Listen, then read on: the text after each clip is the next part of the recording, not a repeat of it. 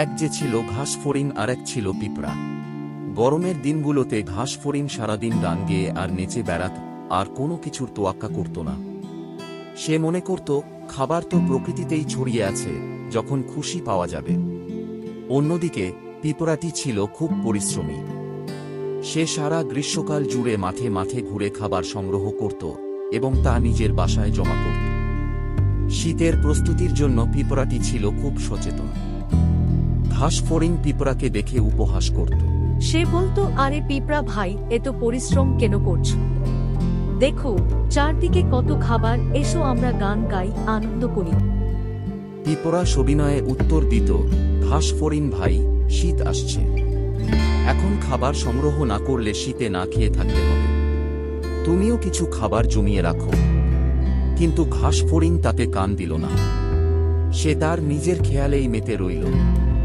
এভাবে গ্রীষ্ম শেষ হয়ে শীত এল। চারদিকে বরফ জমে গেল, কোথাও কোনো খাবার নেই। ঘাস ফড়িং এখন ক্ষুধার জ্বালায় অস্থির।